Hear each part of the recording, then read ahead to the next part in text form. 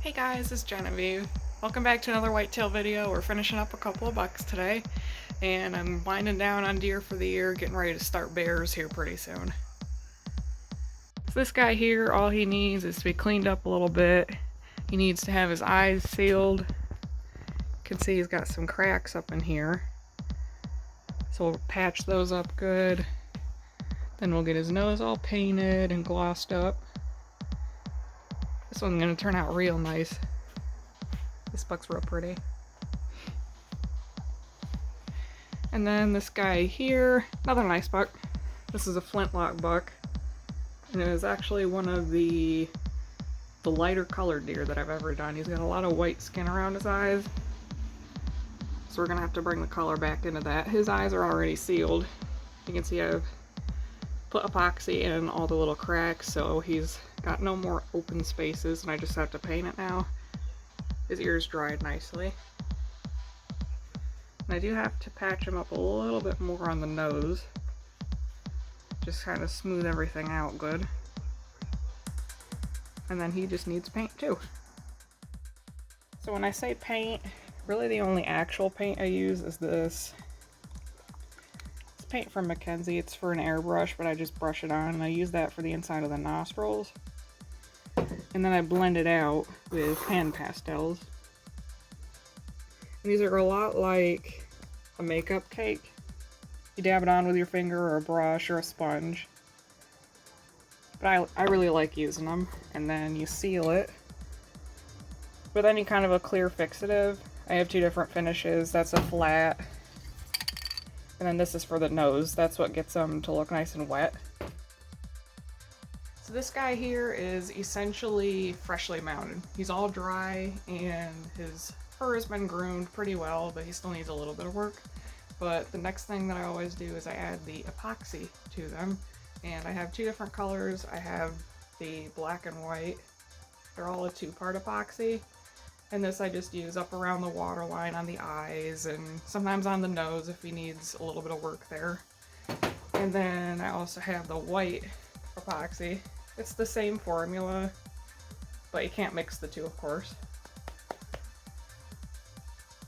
And this gets used everywhere else. First things first, I mix up the black kit.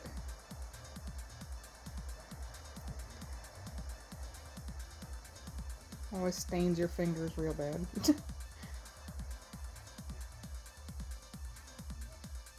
And when in doubt, just keep mixing it, because if it's not mixed all the way, you're gonna be able to tell, because it will not dry unless you've got it completely mixed.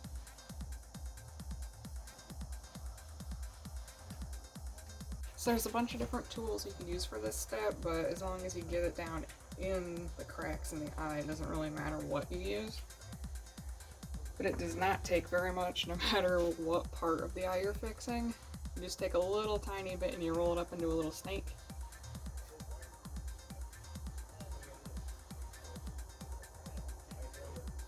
And it needs to be pretty thin. But then if you look, I can take my probe and I can stick it down in there.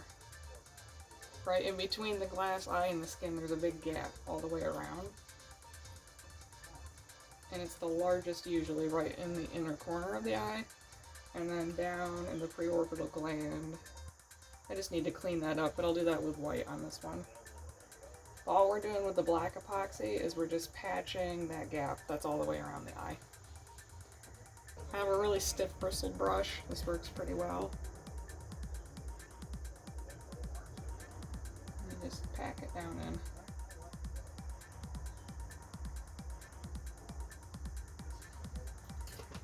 And then I shape it with my probe too.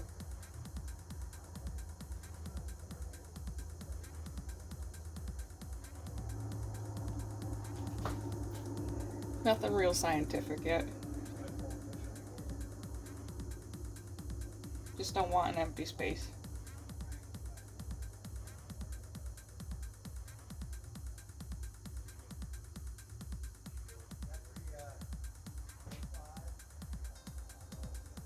And I do try and keep it away from anything that's not against the eye, because you will see it once it dries. It does not dry clear.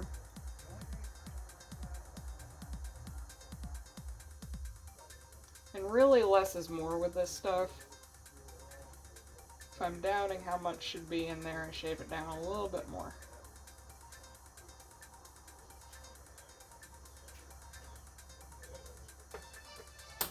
Let me bring you guys in here.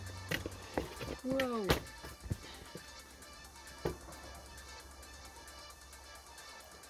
So you can see there's no more gap there on the bottom.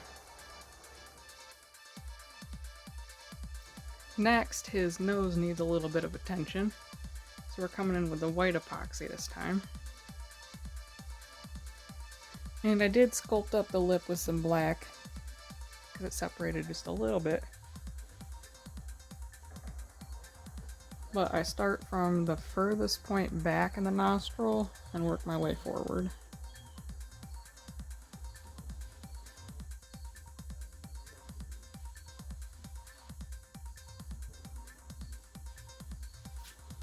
And really the first thing I do is I just pack it right full.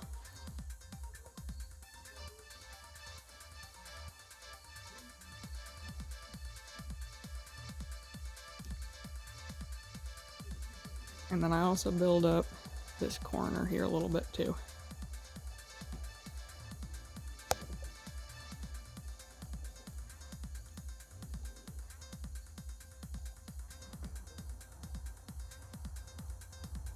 Yeah, see now what we got looks more like a nostril versus just a hole in the head.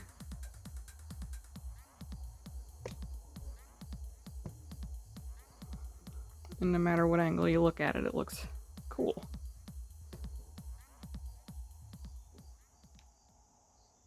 Alright, we got his eyes all glossed over here. That's just it's a thin layer of latex, and it just protects them from the paint. You peel it right off later, and it does dry clear. This guy's already got it on there, but you can't tell. Just kind of foggy looking. They're always so freaky looking though, I don't like looking at them like this. But I got his nostrils all in nice and deep, especially like that side. Yep. So now, the next step is to get working on this nose, and then after the mask over the eyes dries, then we can paint around here.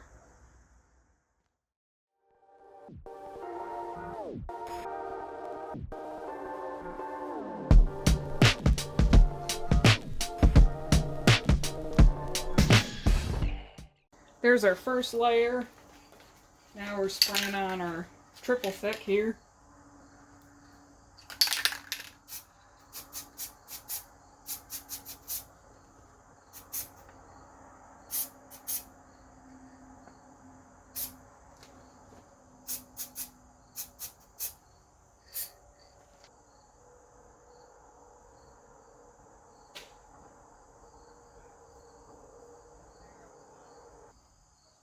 We can clean it up more later, of course. This is what we got so far. I texture it after and then I spray it again. You can see now we got that nice color depth. It's like a pinky orange color underneath.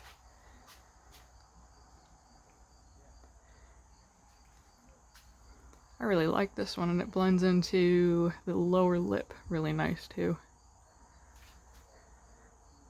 But you see why we spray it with this stuff, because it's almost dry now and it hasn't lost its gloss. It makes it look real squishy.